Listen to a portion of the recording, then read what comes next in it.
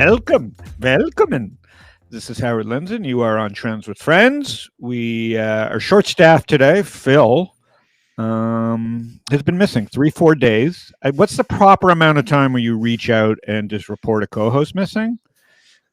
I already did 2 push-ups today in Phil's honor.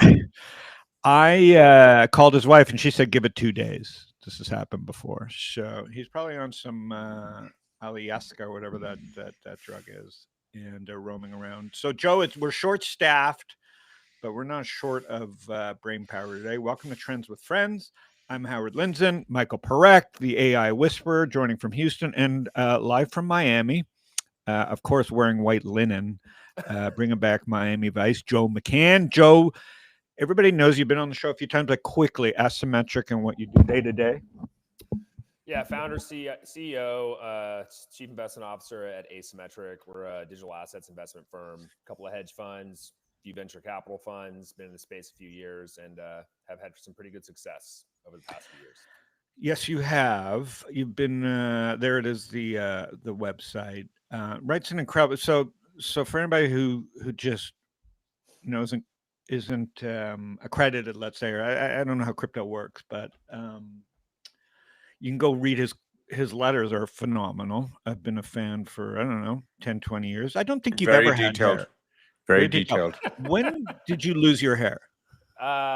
So the truth be told, mine's still in progress. Yeah, I started losing my hair senior year of high school. So you won't ever see me with hair. So what year was that? 90 or 2000? Well, you want to age me, huh? 1998. So 98. What's because I've had 20 years of like slow drift. What was when did you know? Because it's kind of like a bear market. You had a bear market in your scalp. When did you know? Were clumps coming out? It was like the first crypto crash. What was the first I sign? started to get this receding hairline in my senior year, and I was like, all right, this is done. But my 3 brothers and I all have the same balding pattern. Wow. And so I knew it was going to go. And so just a couple of years later, I just started shaving my head. And fortunately, my mother gave me a very beautifully shaped head, because there are guys out there that have messed up looking heads. And fortunately, I'm not in that camp. Yeah. I feel guilty. I have to get I need a haircut every 3 weeks. So it's like I'm kind of. It works for you though, Mike. No. What's weird is when I go into the hairdresser and they say, "What do you want?" and then I take off my shirt and say, "Just a little off the back." That always gets a good laugh. And then I take off my socks and I go, "What are those things?" All right, so let's get to crypto. So Joe, Mike, I don't know if you know the story. So Joe and I were at the weirdest event in the history of events. We didn't know it was weird because we're normal guys, but we were there at the peak of the FTX. I got COVID, so I kind of missed most of it. I was coming from London. We were in Bahamas, right? And I don't think you had started. This is like 2000 and what? I had just announced it actually at the conference. Yeah. So this was the fucking top. So I'm in this conference with Joe. Everybody smart, but everybody corrupt is in the same fuck. And I couldn't tell what side I was on. Like I knew what side I was on, but I'm like, why am I here? Like people I just despise and people I really love. Was SBF around this? It was SBF walking around in his pajamas. Yeah, he was there with and it was like he's kind of a strange dude. I didn't really know him, but I was there to meet Cena and some of the friends, and we didn't know, right? Like no one really knew. There was no reason to be a criminal, right? He had good business. So we were there at the peak. You were just starting. So tell me how that affected you quickly. I know I'm already off subject, but like since we're here, it was in my head. Yeah, no, and totally. So what happened? I actually so in late 2021, I was actually propositioned to run a fund. A good friend of mine named Steve Jang, who's a very successful VC, first money Coinbase, Uber, Midas List past couple years. He was like, Joe, you're the only guy I know in crypto that understands the tech intimately and also knows how to trade, not at a fund. So he talked me into running my own fund, and we launched that. Yeah, so kind of May, June timeframe, 2022. The way that it affected me was I had an enormous amount of verbal commitments in January, and those got decimated by the time wires came in June. because we know what was happening, not just in terms of crypto, but all risk. Hate when that happens. Yep. Fed tightening, et cetera, right? But it didn't change anything for us, right? Like I was just like, this is still probably the best opportunity for where I'm at in my career right now. And I do have a unique combination of skill sets between, finance, technology, and culture. And I've applied that to Asymmetric, and that's enabled us to, frankly, outperform every benchmark we track from day one. I think Preqin Data, which is like their data provider for hedge funds and venture funds, et cetera, for vintages launched in 2022, we're still number one inception to date. It's not even close. So we feel pretty good about that. And yeah, there is obviously some luck in there, but we're very heavily focused on macro and the tech side of crypto. And then we express that through the optimal way of using the things that you have in TradFi: spot trading, futures, derivatives, et cetera.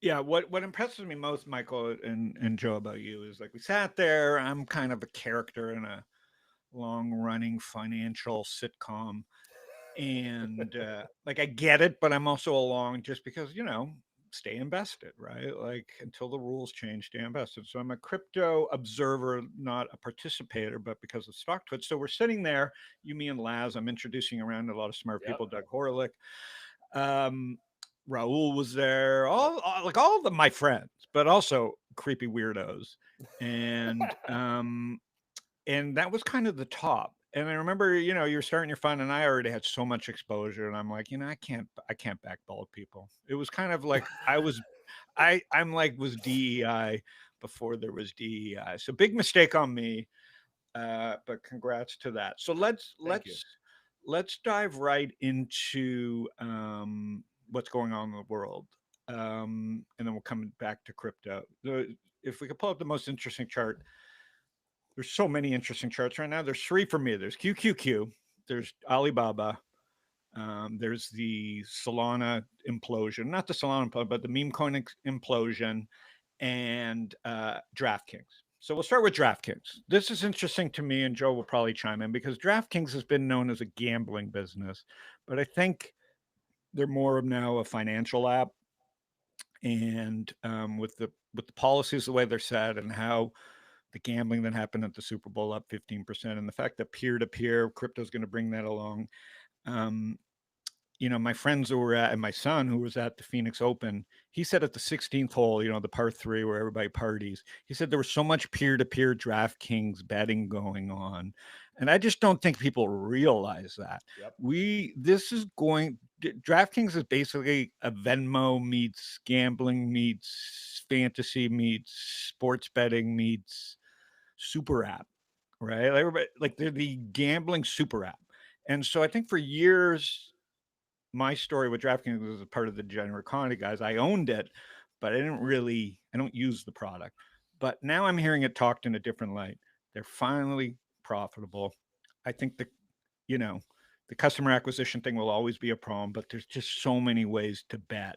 This breakout is insane. This is totally representative of the good, the bad, the ugly of the degenerate economy. Companies still got the founder running it.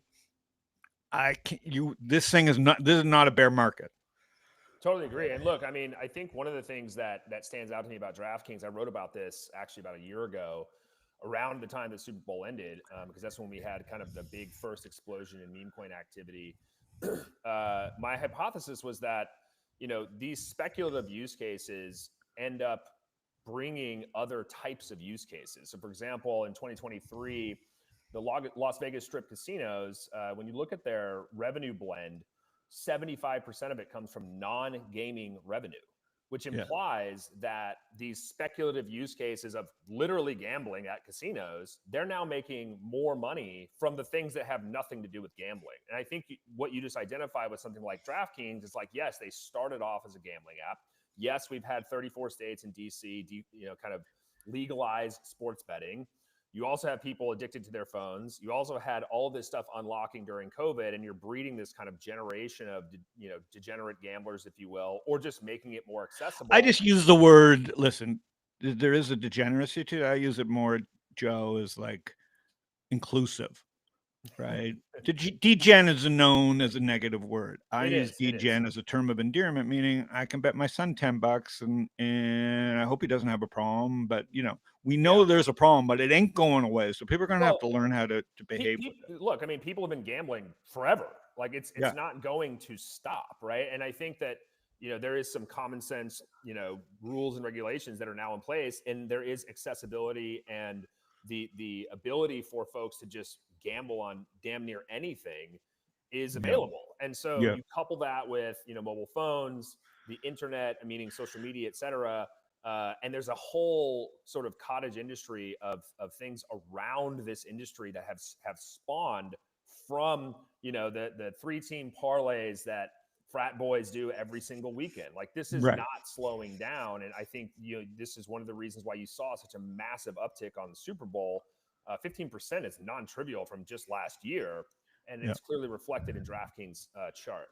Let me explain to you a couple things just data points that I know from running Stocktwits. Is we put up a $250 kind of like a fantasy pick a stock, and over the weekend, and 3,000 people, unique people, submitted their pick of a stock for $250 lousy dollars, right? And so this comes to DraftKings and even Stocktwits. Like, so forever we've had people saying, I got to build a brokerage, I got to have a crypto exchange, I got to have, just come into what you're talking about, Joe, is building stuff on top of these things. Now you've got to hide the complexity.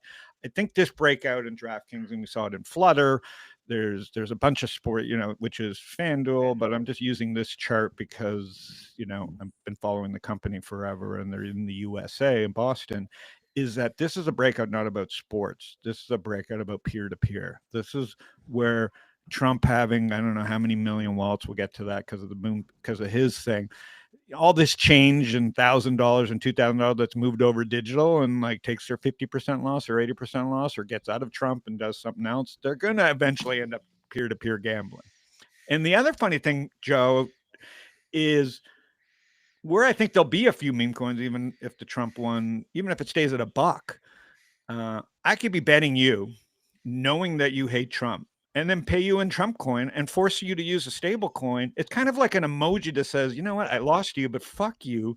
Here's my $100 in Trump coin. You deal with converting it and putting it into the meme or into the currency that you want. So I think the combination of stable coin and wallets, at the very least, the killer consumer app is DraftKings at some point, or some kind of betting. Michael or Joe, does that make sense to you? No, I agree. If you know, one of the smartest tech founders, Parekh Collison, who bought, who for 6-7 years stayed out of crypto and then bought Bridge. He just had a tweet saying that they had optimistic expectations for this on stablecoin, and it's surpassing their expectations. It was a very bullish tweet. So he didn't give any numbers, but Joe, you may have some feel for that. Great bringing that up, Mike, because when that acquisition happened, there were a few things. One, as Mike pointed out, they've been basically out of crypto for quite some time. And Howard, I know you know this as an investor, Stripe is the bellwether, the perfect fintech startup out of Silicon Valley. They have all of the tier 1 VCs on the board, et cetera, et cetera. That board is not allowing Stripe to enter crypto unless they feel that that's where the puck is heading, right? And so that acquisition, although extremely expensive, was testament to the fact that stablecoins are going to be part of the kind of lubrication, if you will, of payments going forward. And the number of startups that I have seen, and I'm sure that other investors have seen, that are just integrating stablecoins in one way or another is exploding. I've been I'm saying this for a couple of years now. People always ask me what the killer app is for crypto, and it's like, well, it's actually just stablecoins, right? Like it's not. It is, and gambling, and as I say on Stocktwits, there's porn on the internet, right? And the equivalent there of is porn, yes, there is, Mike, and it's quite wonderful. But what I was going to say is, porn in our industry is in a way crypto, right? If you're a guy and the market closes, your Stocktwits, we see it on Stocktwits. I'm not going to say it. It's like on weekends, what trends? Crypto. People are going to do what they do. And that is replaced what was Barron's on Saturday morning is now crypto all weekend. It is what men do. It's you're not going to turn this off, and it's showing up in DraftKings. So that's the most interesting chart in the world. Whether the company even knows this or not, because they're not even really into peer-to-peer gaming yet. This is like a whole new explosive bull market that's not priced in. Again, I don't know how much, who makes what, and what the rake is, and where this all ends up, and if it's a crypto or is it governed by. But like the cat's out of the bag, and this is coming. And there is nothing more interesting to me than peer-to-peer, because Stocktwits. So let me give you an example of how peer-to-peer works. And this is where everything becomes degeneracy. So on Stocktwits, we could build a brokerage, but Robinhood's won. Like Robinhood has won the United States and maybe the world, right? And they caught everybody sleeping, from Schwab to TD Ameritrade. It's like, why? It's not about free trading. It was never about free trading. It was about, how do you acquire customers, right? Schwab was paying $150 for a customer. Robinhood's paying $0. That's the arbitrage. Okay, so now that they have all the customers, they can monetize any way they want. But peer-to-peer changes a lot of things, and Robinhood will be in this game. So on Stocktwits, we have millions of people. They could go connect and trade against the house, or they could say, here's my 3 stocks against, I'll put up $500 for the day against anybody who wants to go head to head. And what peer-to-peer is going to bring on is another degeneracy, which is peer-to-peer. I'm better than you at picking stocks, not where I can just match a fake portfolio against your fake portfolio, and the market is the timer, and then a wallet switches the money. So, hey, Joe, I want to see that I'm better than you. And Joe puts up, and then people can bet on those portfolios, which is no different than what people are doing with ARK and with Nancy Pelosi. So this is all going to go to the wallet, maybe a way, I would call this off exchange. Yeah, is that something you would do? I know I would do it. I would like to go toe to toe. You call it off exchange. I would call it on chain. So this is happening on crypto right now. I am not exaggerating. I've been pitched 100 startups. I imagine it is. They're doing the copy trading thing and the. But they're missing the point. They're an inch off because they don't have community. What Stocktwits has is the hardest part. We have the million people hanging out waiting for the proper game, and I think the proper game is peer to peer. I completely agree. I mean, I think this is one of the reasons, and I never invested in any of these copy trading things because I don't know, I'm not. They're just not figured out. Yeah, no. But it's the thing before the thing. Like E-Trade, like I mean, eToro's had it, and I've always said it'll work in some places, but it's still, you're not in control. You don't get bragging rights by copy trading. Correct. You still have the human behavior of like, I'm going to copy that guy, and as soon as he's in his drawdown of 30%, I'm going to chicken out, which is the worst part of copy trading, is that you're going to do the wrong thing even if the guy's doing his thing. Versus peer-to-peer, let's go for a week. I know Nvidia is going higher. I want to fucking bet everybody, and I get to brag for the rest of my life. That's, I think, that's interesting. That's on chain. I call it off exchange. Yeah, I mean, you can think of these as like binary options or something, right? Like if you and I posted collateral and we parked it in a smart contract, and then at the end of, say, 7 days, whoever's score is higher or made more money trading or whatever, the collateral is released to the wallet that won, right? And it's completely transparent and on chain. Like that is very much, it's trivial to do on something on chain, specifically something like Solana. It is trivial, right? And so I was trying to put my head around why I've been so bullish the last 6 months or year, and I sent you another company that we're looking at and they're just starting to show up because things are starting to make sense. And okay, so we'll come to why that's happening, but I want to pull up the next most interesting chart, guys, which is Alibaba. And Mike, we know the price action is the price action. Let's talk about what is really going on with Alibaba. Take it away. Well, the near-term catalyst was, of course, Apple working with Alibaba to use AI in China on its iPhones and other devices. And so that allowed some enthusiasm to come back on the AI side of the equation. The company has been very systematically, just like every other tech company in the world, trying to convince both investors internally, externally, that they are totally AI forward and AI positive. The other macro change that's going on is that the just like with the transition from the Biden to the Trump administration here, and the Trump administration leaning in to tech deregulation for the big Sputnik moment or the tech race between the U.S. and China, Xi Jinping, the head of China, CCP, who for the last 5 or 6 years, in my view, and I've said this before, essentially shot himself in the foot at least 2 or 3 times by basically starting with Jack Ma, the founder of Alibaba, clipping both his wings and feet several years ago, taking away the Alipay IPO, which could have been another $200-300 billion success story. Alibaba has been in the woodshed, and it's now coming back politically.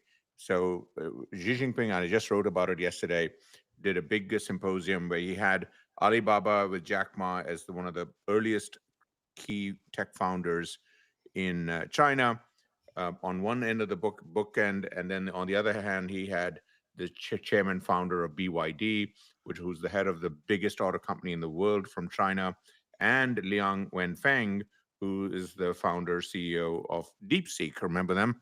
Which a month ago changed the world around. And basically that was a thing to the world and entrepreneurs inside China that we love tech entrepreneurs again. You guys are allowed to do your thing, not too aggressively, mind you, but you guys are allowed to do your thing. And so for all of those things, Alibaba is back. Alibaba, by the way, just to put my little thing, because remember, we talk about Masa Son and Stargate and with OpenAI and $500 billion investment. Masa has had more lives than a cat, right? He made billions of dollars in the 90s, in the internet days, with Yahoo Japan, and I helped take Yahoo public back then.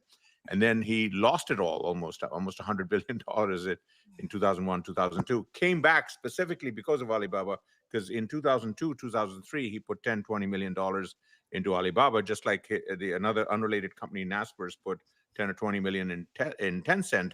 And those two companies became the two giant tech companies in China. Everyone's forgotten this over the last 3 or 4 years, because all of those companies from a tech point of view in China were sunsetted because of the political move by Xi. And today he's basically saying, I've got to compete with Trump over there, who's basically allowing all his companies to go crazy on AI. I got to do the same. And so Alibaba is the tip of the spear, and they're benefiting from the political tailwinds from Xi blessing them again, with Jack Ma also now being allowed to come back into the public light, and with the opportunity set to work with overseas tech companies like Apple, and hopefully invest again around the world. We forget, last thing I'll say, Alibaba was one of the first companies to have things like AliExpress, Alipay, some of these things that became very successful globally. And then since then, we saw other Chinese companies like ByteDance with TikTok become globally successful, Shein and Temu on the e-commerce side. Alibaba was the forefront of tech companies that had huge successes and inventions in China and outside China. And Chinese companies are very capable of doing the same. They just were clipped. Their wings were clipped, and their wings are getting unclipped. So Alibaba is a good example. That valuation of about 300 billion today, is depending on how you count it over the last 6 or 7 years, is less than a quarter or a third of where it was at its peak. So presumably it will have chances to innovate and expand despite the curbs by the US on GPUs and so on. Alibaba, along with ByteDance and so on, are the biggest buyers of Nvidia GPUs, both directly and through other avenues around the world, despite the ongoing US curbs. And go ahead, I'll let George on. But if we pull up the next chart, QQQ, they do tie together, right? Alibaba and Tencent are not in the QQQ, right? So this is not yet a winner take all. This is just a TAM explosion that's finally happening. The cynical take, going back to Alibaba, is while we're here messing around copy trading and like, oh, are we following Nancy Pelosi's trade? Z spent 3 years probably buying all the stock of Alibaba. Like, we're playing kids games with inside information, and he's playing global domination. While Sam and Elon are fighting over AI, Apple's and China are working together, Apple seems to continue to be the biggest winner. Tim Cook's chilling without security guards and no baby mamas, and not fighting Sam and the government and doing all this stuff. He's playing a different game, Ping. Even if we call it the biggest blunder of all time, getting rid of Jack Ma. In hindsight now, let's assume he owns all the stock. He now will never be a seller. Like, this is why Alibaba's going straight up right now. Who's a seller? Like, no one even knows. Everybody's scared to buy the stock. We were talking about this last year, and I own the stock. It's like, now that it's in motion, who's the seller? I think you'll make a great point that, the Chinese stocks, Alibaba, are not in the QQQ. And the US is so focused on these kinds of indices, passive investing. It's awesome. We have lost sight of the fact we all talk about US tech leadership over the last 20 or 30 years. But remember, the last 20 or 30 years, the US was 70, 80% of the global tech market, the internet market, etc. Today in 2025, that is no longer the case. The US is less than a quarter or 20% or 15%, depending on how you count which segment. The rest of the world is so much more important over the next 5 or 10 years. And so they're not represented in the QQQs. We talk about AI all day long. We never talk about the 7 AI dragons in China, which have been around, and they're aggressive and extraordinary. We're going to see the same thing coming out of 5 years behind from India, which is the same population, 1.4 billion. The core point of all of this is that the number of people in your country make your market. And there are two countries, China and India, with 1.4 billion. US is 350. US has most of the money, wealth in terms of the monetization, advertising, etc. So it's 40, 50% of the revenues today. But if you look at over the next 10 or 20 years, the growth from revenue, margins, profits from 60, 70% of the users of the internet and smartphones, which is 4 to 5 billion people, all of that is overseas. And a lot of that is not in the QQQ. So we need to keep that in mind. This Alibaba example is just, again, a reminder. Go ahead, Joe. The only thing I'll comment on, Howard, is one of the things that you mentioned as to whom is the seller. And I saw a chart actually from the People's Bank of China that in 2024, it was a record outflow of foreign direct investment. And that feels like a bottom, right? Like, there's no sellers left. And if you look at Alibaba up 50% off the lows to start the year, I mean, it's kind of consistent with your view. So when you've had, there's roughly about $200 billion of FDI that came out of China last year. And that's just enormous. Well, who's left? And I think that you're going to see KWEB and FXI actually outperform. I mean, there's been a lot of chatter about European stocks outperforming this year as well, but China has just been so beat up across the board, from their lack of domestic demand internally to their 10-year consistently in free fall in terms of the yield keeps going lower. And now you have FDI at record outflows. I guess. Yeah, and you have two other things. Everybody assumes they're cheating, which is now everybody knows it's a known or whatever you fucking call those things. And everybody's scared to hold, which is a bullish thing, right? I'm scared to hold because I don't know what I own. Like, do you really know what you own? So you've got like this, there's no, the only hodlers are the people that really know, and they must know something. And I think that's so that's why I'm bullish, not because I trust China, but because I don't know who would sell. Everybody who wanted to sell sold. All right. And where this bleeds into QQQ, guys, is that Nvidia, right?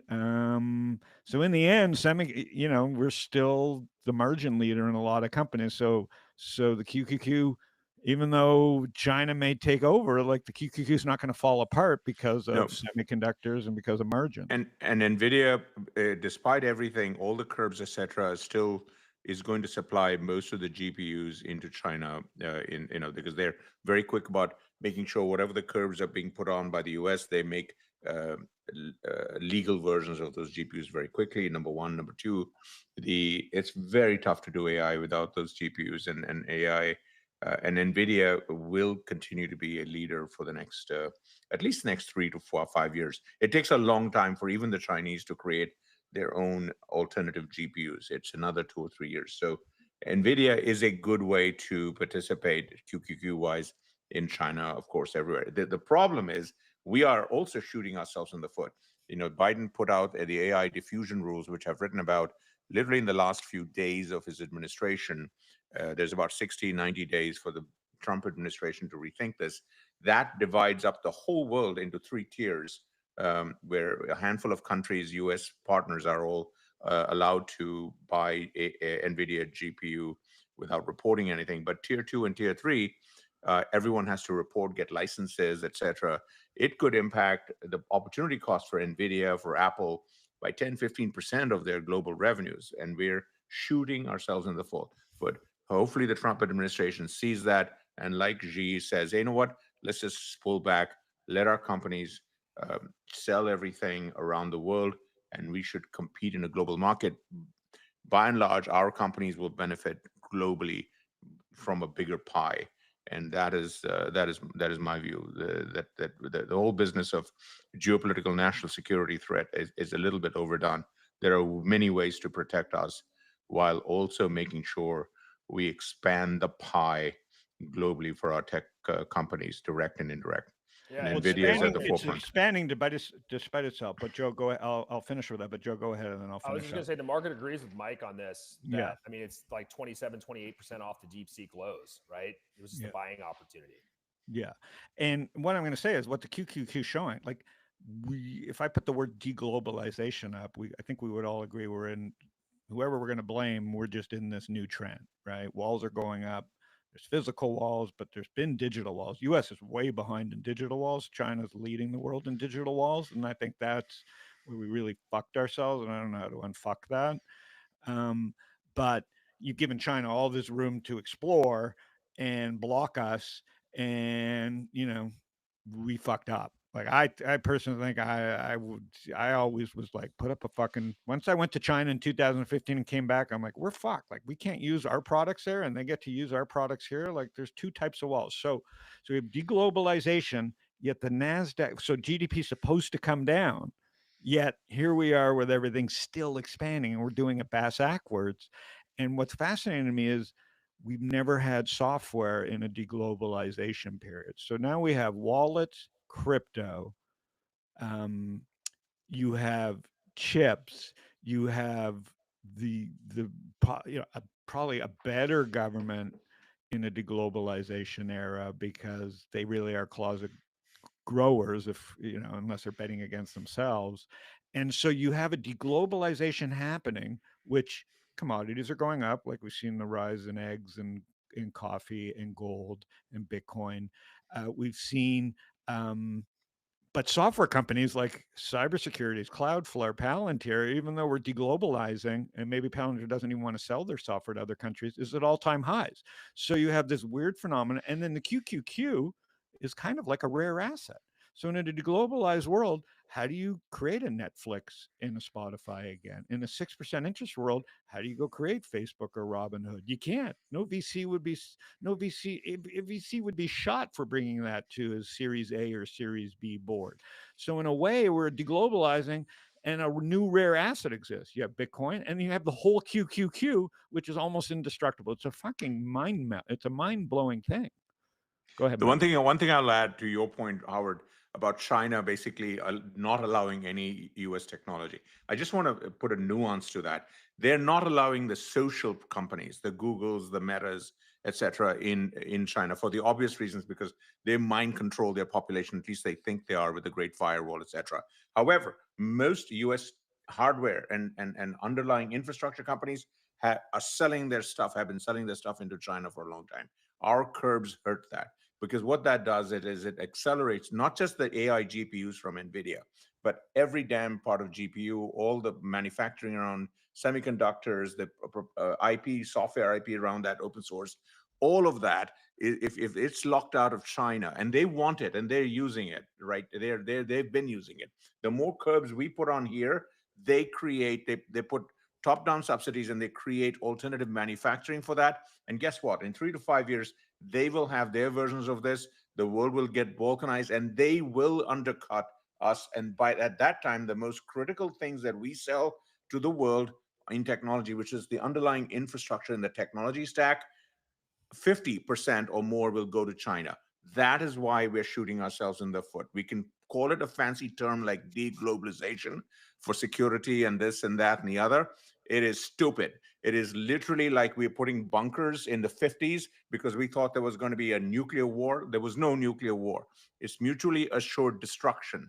This is literally shooting ourselves in the foot. I'm going to say it as clearly as possible because when I go to DC, both sides bipartisan, they both say the same damn thing. The China is going to do this with our brains and this thing in our kids, and they already have all our IP. They've been hacking. Our companies have been. Verizon, They also have Joe's T-Mobile, hair. They supposedly have Joe's hair. They were selling our information to the world for the last 15, 20 years. I know because I at Goldman Sachs used to get the opportunity to help finance these companies.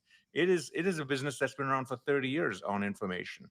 So I just wanted to highlight that subtle point. Yeah. No, I'm using the term, and I'll let Joe finish. I'm using the term because that's the term, right? Like it's just a trend change, right? The world's putting up walls, and China did a better job at digital wall. I don't like it. I think we should be doing the opposite. We can use tech to build walls. Israel's done it. Like Egypt's got a big wall, didn't save anybody. They did. Yeah. But Howard, Cisco was the biggest beneficiary of China's firewall. Our equipment was core part of that. But and one company. This is a different. No. It was many companies. Yeah. I'm just saying. Yes, they built a firewall. Correct. You're totally right, and it locked out a certain number of U.S. tech companies on the social media side. Totally correct. Totally correct. But what I'm saying is we're throwing the baby out of the border. There are a huge amount of tech companies in the U.S. that have benefited massively by selling into China under without the publicity of that they're selling into China. Now it's all out in the open. Now they have to pull out. Now they can't sell into it, and it's a loss to us. That's why Jensen. Remember, he doesn't do that many press conferences. He did not go to the inauguration, but he was in Washington. He is trying to make the point quietly that, guys, this is in the interest of the United States. If you let Nvidia and every other U.S. semiconductor company sell its products with fewer curves around the world, it helps us in the long term because it slows down China basically creating alternatives. And by the way, what China does is going to be copied by India and every other country. So if it works for them, they're going to do it as well. We're accelerating the real walls that are going to go up against U.S. core hardware products, and that is what I'm really trying to. I'd be worried about underline. that too. Joe, last thing before we switch to crypto, do you have any thoughts on that? Yeah, I mean, so you mentioned something that kind of stood out to me, which is the QQQ is just kind of a mind fuck given this concept of deglobalization. It should be negative for GDP. In a vacuum or conceptually, I agree with that. I think that the big difference is that the software layer on top of all this infrastructure is actually deflationary and increases productivity, right? Yeah. So you're going to see that the next Netflix of the world won't look like Netflix. I mean, it could literally be AI generated videos that are just streaming on the internet, right? And so I think that is the part that can get lost in the conversation, is that when you move up the application layer, which is a good segue into probably the next piece around consumer apps and Web3, like that's where you're going to actually get additional growth. And why is it that Meta and Google and Amazon and all these guys are jumping tens of billions of dollars in CapEx to grow these things out? Because they know that that's the next layer. Coming. I mean, yeah, it's all coming, right? Yeah. And this goes to perfect timing, Mike. So we'll hold your thought. Enough with the fucking infrastructure. So let this rotten money. Listen, Nvidia, obviously we're going to need more compute, inference, whatever stuff. Mike's here he's convinced me. Like, I'm not worried about that. Nvidia bouncing since DeepSeek proves that, right? Hitting back above 140. It was never about fucking less chips, but or less infrastructure. But infrastructure, and you wrote something so interesting to me as a fan, is that because I don't do crypto much, and Mike and I don't talk about it much, or Phil, but I'm in it. Is enough. Trump launched a $75 billion meme coin using MoonPay and wallets and Solana. We don't need more infrastructure. Who else could move? Who else could make markets move like that? What needs to be better?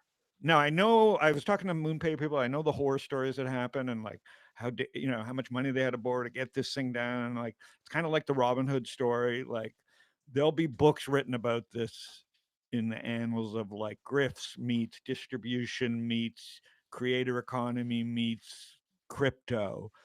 But like enough. Like we got enough infrastructure. No Yep. one's as big as Trump. So let's move on and build shit. So how do you see this? You wrote about this. I totally agree. Yeah, I mean, I just kind of look at previous historical patterns of this type of stuff, right? So in the 1990s, and I'm sure Mike can attest to this, you had VCs dumping money into the physical infrastructure laying for the internet.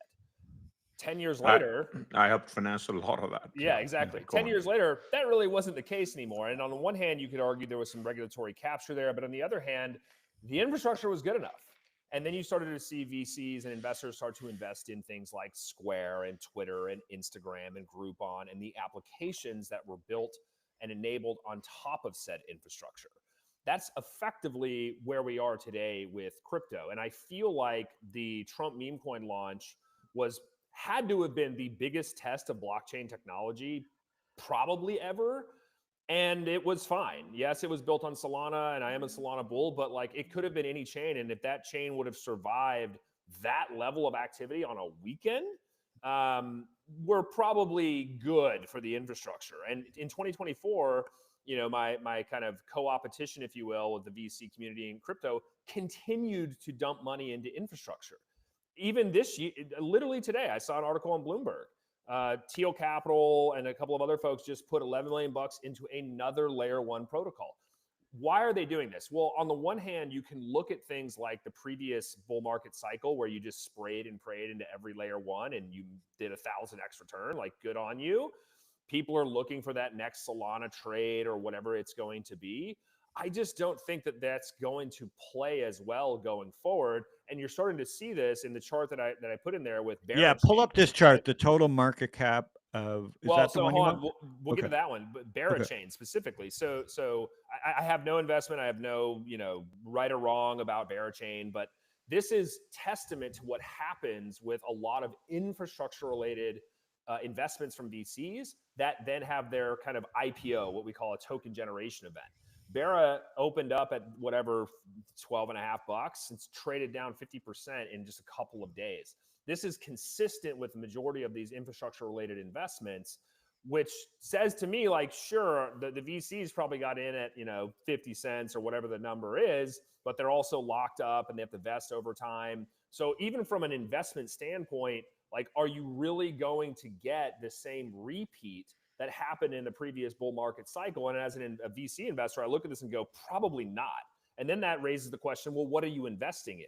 Well, if the infrastructure is good enough, coupled with the clear 180 on the regulatory environment in the United States as it relates to crypto and Web3, it's probably going to be the Groupons, the Instagrams, the Twitters, the Facebooks that are built on Web3 infrastructure going forward, which is why we're the first crypto fund to actually launch a consumer app focused early stage venture fund, because we think over the course of the next 2 to 3 years, you're going to start to see these types of applications. People always then ask me, well, what is the evidence that you have to support this? I'm like, there isn't any. That's the point, right? Like no one in 2005 was like, hey, a photo sharing app's going to get sold for $1 billion, right? It's the same concept today.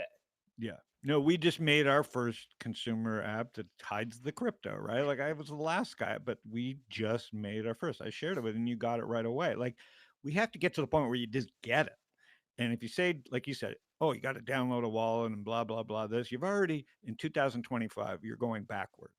This just has to, like, user needs to get it. Oh, and by the way, is like some crypto rails on this to add a little benefit to the whole experience. So hopefully that happens. I'm seeing semblance of ideas that make total sense to me. Yeah, I mean, look, there's a couple of apps right now that are actually out there. One of them is called Golfin, and I am an angel investor in it. It's fascinating because this guy, the founder, is a golf fanatic, and I know you play golf as well, Howard. There's out in the golf world, there's these things called digital caddies, which they're just apps that operate kind of like a caddy. 1,000 of them. And most of them are trash. A lot of the good ones cost money, but they're not that great. So what did Golfin do? Well, they created arguably the best digital caddy, and it's free. Right now, behind the scenes, there's some crypto associated with it because you get paid in the token to play golf. But then how do you use that token? Well, What's the the website? brands that What's want the to reach website? this audience, what's that? What's the website? Keep going. But what's I think it's golfn.com or Keep going. golfn.app. That's a good idea. So you earn these tokens, like you log into wherever you're playing golf, and you keep track of your score, and you do all these types of things, and then the brands that want to reach that type of consumer have an immediate touch point with them, and they can take those tokens that they've earned and actually buy golf clubs, passes, whatever you need for playing golf or in the golf kind of ecosystem. Furthermore, golf, as you're probably aware, is one of the fastest growing sports, and it has little to do with playing at a golf course. Things like Top Golf, et cetera, have just exploded the golf industry. And so I looked at this and thought, this feels like one of those consumer-based applications that's utilizing the underlying infrastructure, abstracting it away from the user so that you're getting paid to play golf. I don't remember the call on this. I don't remember the look. Well, I'll be leading their next round, so I'll send you the deck. That is all right. You're off. Cut him off. He's off. So there you go again. Like I've looked at 1,000 apps. I'm invested in a bunch of golf companies personally, like LA Golf and Whoosh, and I've looked at 1,000. We did Golf Now back in the day, and in golf, as much as you think it's growing, the TAM is a fucked up TAM. But YouTube and Top Golf and Par 3 Golf, our golf league, and different formats, right? TGL DOA, but different. That'll evolve into something else. That's an interesting idea. It has to hide the crypto, and that's going to be. You can't sell subscriptions and you can't sell ads. You got to give it away and let people accumulate miles. And miles is dollars, so that's an interesting idea. It just depends on market cap. All right, good on that. So go ahead, Mike. But that's totally agree. Finally, it's exciting for me because I know enough about business. I know enough about consumer apps as a user, but I don't give a fuck about crypto. It should be abstracted away. Yeah, I completely agree. Go ahead, Mike. I just wanted to come back to this word infrastructure, right? Because Joe, you talked very eloquently on the infrastructure piece for crypto. The infrastructure, but we also talked, if we can put up that data center chart again, because I think that's one of the most interesting charts right now, because we talked about Nvidia and China. It's just very important to just crystallize this. If we can put it up on the screen, the data center chart. Thank you. So this chart, when you look at this, it's like very scary, right? Oh my God, it's blowing up, AI boom, infrastructure. It's a known story.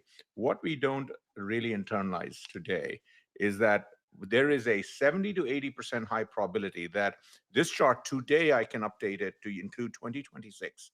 And that left-hand number of 30 billion is already 300 billion. Okay, so this means that yellow line, it keeps going. If I just draw it out, if I got AI or an look at all the empty real estate out there. No. But just let me just finish. So that 300 billion, it sounds like a crazy number. Look, Joe talked about the infrastructure and the internet thing. I was head of Goldman Internet. I worked with the telecom people. $1 trillion were raised in 6-7 years for telecom, which, by the way, all that did when the internet collapsed 90% and everyone said, oh, only 2% of that infrastructure is being used. They were right. However, back then in 2002, when the market collapsed, internet collapsed, 90% of the internet was dial-up modems. No one had broadband. So the next 10 years, we went from narrowband modem access to broadband on wires, which allowed Facebook to become Facebook and allowed it to go public, 10 years later. And that time mobile was kicking off, because Steve Jobs invented the iPhone, let's call it, and we went to wireless broadband. And Facebook, as an IPO, went down 50%, stayed down for 2 or 3 years. Zuck changed the business, figured out advertising. We have never looked back. So you look at the chart of infrastructure for the internet, this little narrow line here is a blip. Everything is just a straight and up into the line. This chart, I will already tell you, for 2027, you can add 300 billion for 26, and then you can add 3 trillion for 27, 28. And what I'm saying is the infrastructure that's going to be needed for AI is just beginning. No, but we're talking about two different infrastructure. We're talking about infrastructure for I know. Currency. Yeah, I know. Internet infrastructure, I'm bullish. But I got it. I was just addressing, Howard, the notion that, AI infrastructure, it's a known beginning. story. It's the beginning. And I'm of the just beginning. saying it's the beginning of the beginning, and it's Yeah. very easy to lose sight of when a DeepSeek article comes across and says, "Oh," and then Nvidia is down 15%. I'm not trying to protect Nvidia. I'm just trying to say there is no other alternative other than That's Nvidia right. for now. Nancy Pelosi is their protector, not you. We never accused So you. last point I will make, because of China, and I just, because we've been so Nvidia focused, let's talk about the other major tech company in Apple, okay, which is a big presence in China along with Tesla. I won't talk about Tesla right Dairy now. Queen? Sorry, Dairy Queen. Dairy Yes, Queen? Dairy Queen. Yum is very important on the food side. You're totally right. But Apple was the biggest aspirational smartphone that a billion Chinese wanted to buy, until the US started to say, we're going to curb China, etc. So guess what happened? I talked a couple of shows ago about respect. People want respect. Countries want respect. So basically, the mainstream buyers in China said, screw Apple. We're not buying Apple because Apple's American and America hates us. So guess what? They started to buy Huawei phones in the last year and a half. Yeah. They just and they know they're buying the worst phone. They know they're buying the worst ecosystem. They know Apple's the shizzle, or whatever the cool term is the young people say. Yeah.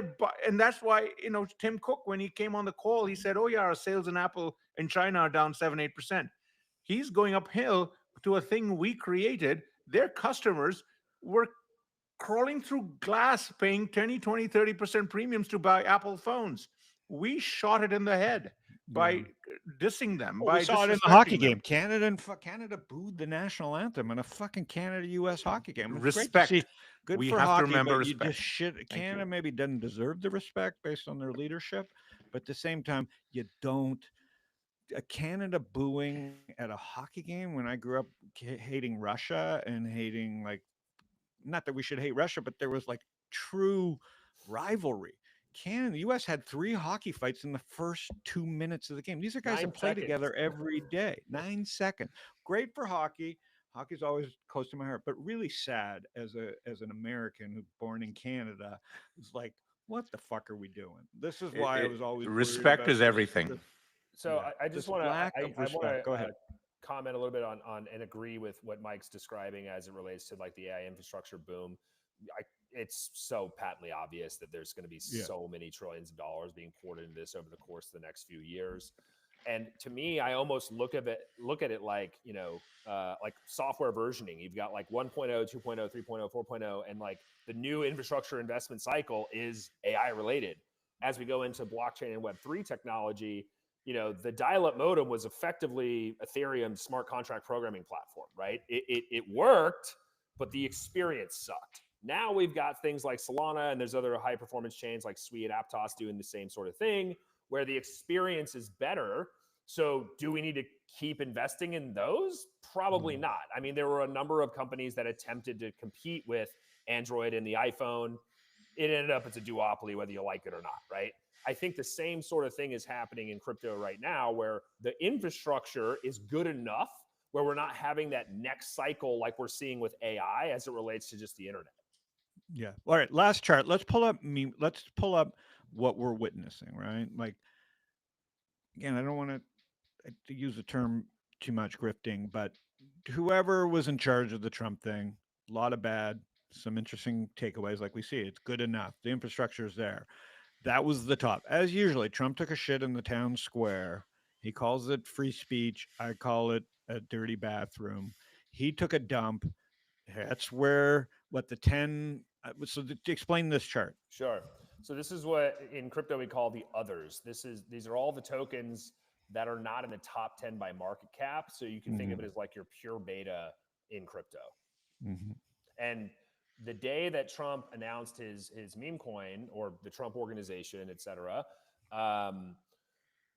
what happened, part of the reason that you had this huge drawdown in others is that everyone was chasing Trump, and the dispersion of negative returns across the others was all red. There was basically nowhere to hide. Every single token was basically getting sold to buy Solana, which then pushed Solana to a new all-time high, to then buy Trump coin, which continued to push it to crazy heights.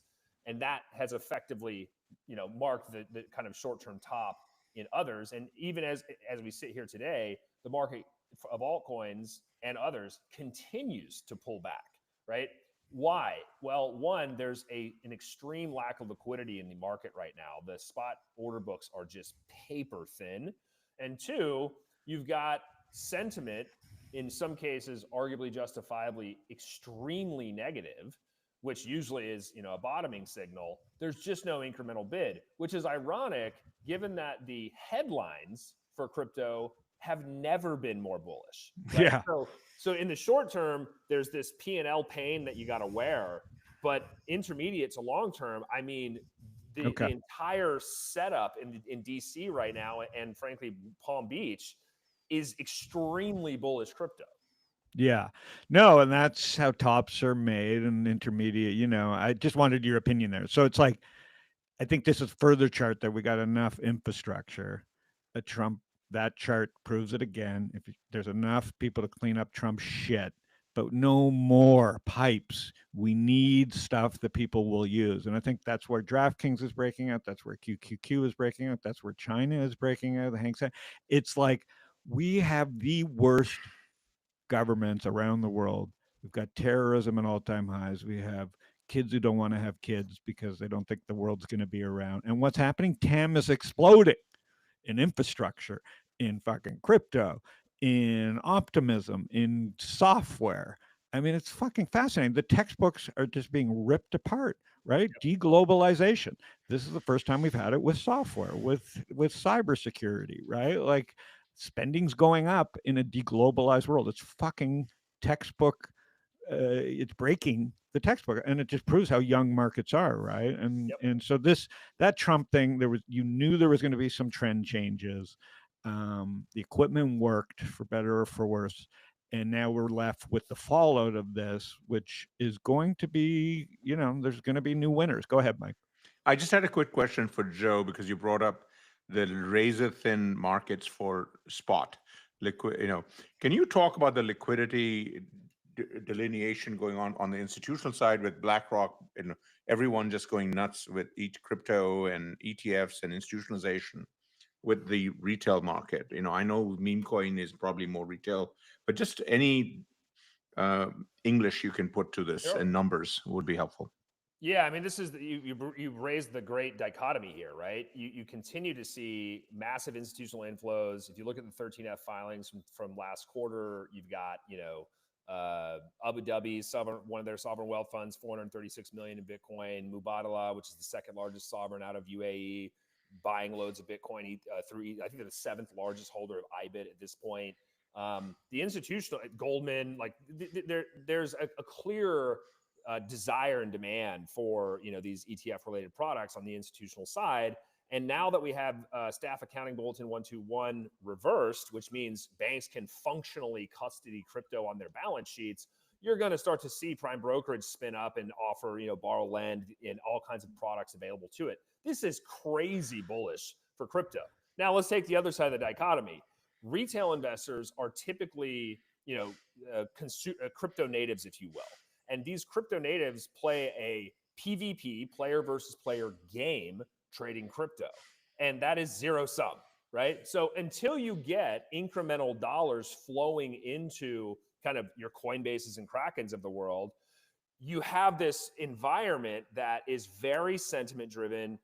And when the sentiment is super sour, people just end up selling. And furthermore, a lot of the market makers, I saw this happen in mid-December last year, right before the Fed, they just pulled inventory off of books. There were huge dislocations on some of the biggest exchanges just because inventory evaporated. Why did they choose to do that? Who knows? It doesn't really matter.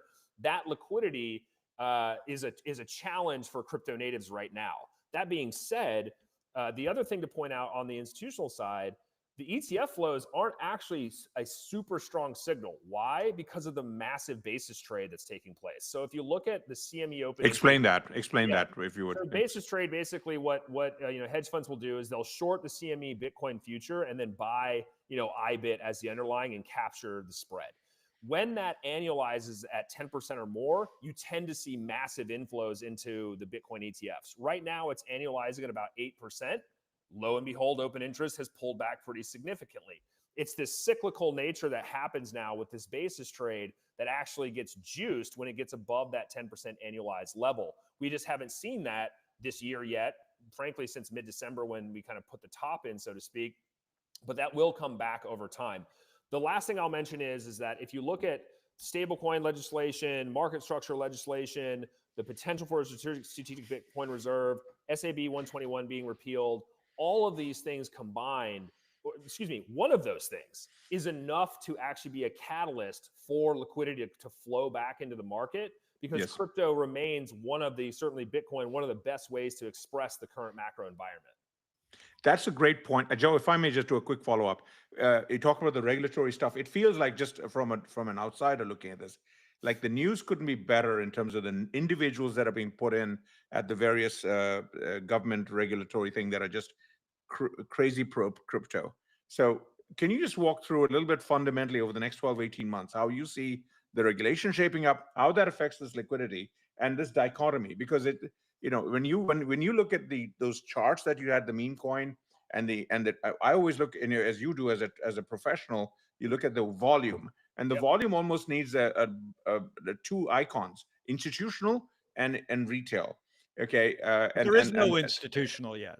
No, that's the point, and that, so it's misleading, and that's why so I'm asking several questions. But the question is on the regulatory side: how could it get more bullish from a regulatory point of view that could induce a lot more retail and institutional flows, or not? I just wanted to understand that over the next 12, 18 months, because it feels like that's what the Trump folks under Doug Sachs and are racing for, as cryptos are, and so on. Yeah, I mean, look, it's a great question. The latest news that has come out is that Citi is now custodying crypto. State Street is custodying crypto. Boney Mellon has been custodying crypto. All of the banks are going to start custodying crypto. That's a big change. You guys have been in the banking industry long enough. You know what happens next, right? Prime start opening up. You got borrow lend, structured products, you name it, right? Options, etc. That is going to dramatically affect spot trading volumes, because there's not very many venues that these folks can actually trade on beyond the ones that are publicly available, things like Coinbase and Kraken, etc. And so today, BlackRock and frankly almost everybody else custodies with Coinbase. So when you see, I've created this free open source indicator called the Coinbase Premium, which takes the spot price on Coinbase versus on Binance. Binance is the largest exchange out there. And when it's positive, these are positive flows coming in from ETFs, because they buy them on Coinbase, more or less, right? That will continue until there are clearly other avenues or exchanges where they're going to be doing spot trading volume for the banks. That's when I think you're going to start to see a lot more of that liquidity and flow come in on the institutional side, which could send asset prices in crypto to parabolic levels, right? The regulatory piece, this is really tricky, right? You've got a government that is, I personally think it's good that we're upgrading the systems. I think it's a bit dated at this point. The path to get to regulation specifically for, say, this market structure bill, are things securities versus commodities, et cetera. That's going to be a tough one, because you have DC as the bottleneck, right? Could Trump, issue some executive order and this and that? It's like, sure, but it's not really going to change anything until an act of Congress actually passes it. And so while there's all of this, the Doge stuff going on, people getting approved for Tulsi Gabbard and cash potentially for the FBI, these are politically hot topics that are going to require horse trading longer term for these regulations to actually get passed. I think the reality, though, is Trump has, for better or worse, pretty much come true on a lot of his promises to the crypto community. And you can see this with the kind of the council, if you will, frankly, having folks like David Sachs in his council, as well as, on the periphery, folks like Mark Andreessen, et cetera. You've got the smart Elon Musk. You've got some of the smartest people in American history, inventors, technologists, business owners, that are now able to affect the government. So maybe I'm slightly too bullish on this, but to me, it just feels like he's getting good information to help drive good decision making. But David Sachs and all those folks, and also the dismantling of the CSP, the regulatory protection stuff, et cetera, do you see any issues around that? Because all of this, I mean, institutional ultimately is based on individual flows. where people are, putting their things into ETFs and so on. And the thing I worry about, having been in securities markets for 30 years, you need better educated investors. That's what was Robinhood. I was a huge fan of how they've helped people learn about options and so on. And I'm just worried that how are retail folks getting educated other than losing trading money? I get it, but You make that money only losing. lasts. I know that only lasts a certain amount. Yeah, So look, I worry about that. I think it's a fair concern, and I think that my response to that is well, what have they done for the past X number of years, right? Yeah. The nanny state didn't protect people against Right. Madoff, and in fact, the SEC gave them a clean bill of health 1 year prior to the implosion. The SEC has a pretty rough track record of actually protecting investors, and I'm not suggesting they shouldn't exist and they shouldn't be out there. I'm simply saying that the approach that has been the way it has been simply hasn't been working. I got it. Yeah. So burn your hands on the stove as many times as possible to I learn just think how you're to do this gonna better. get I got it. burned. You're gonna get rug pulled. As Fred Wilson says, the only rule of crypto is you don't get rug pulled, because you're gonna get rug pulled. So at least there's one rule. Now, do you want to get your hands burnt? It's fucking brutal.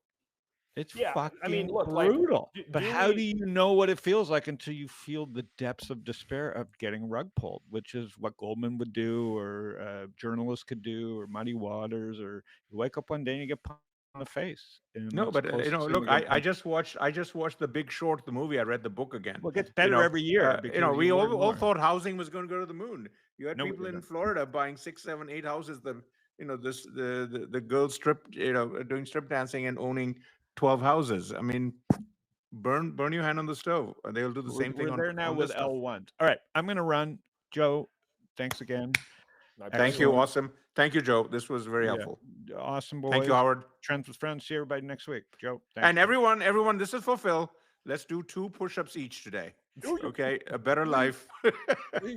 Okay, right, this is for Phil, who we miss. See you guys. Bye, guys. Thanks, Joe. Thanks, Scott. Thank you. Sure. Thank you.